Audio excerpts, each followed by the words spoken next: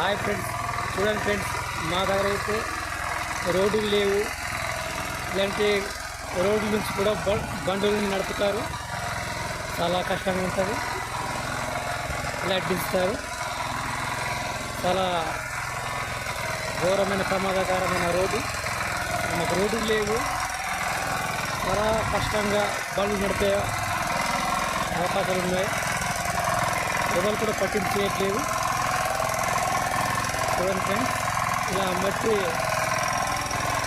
టైర్ల దగ్గర ఇంజిన్ దగ్గర పట్టేస్తే ఇలా వాటర్ కడుగుతూ బండిని పైకి తీసుకొస్తారు.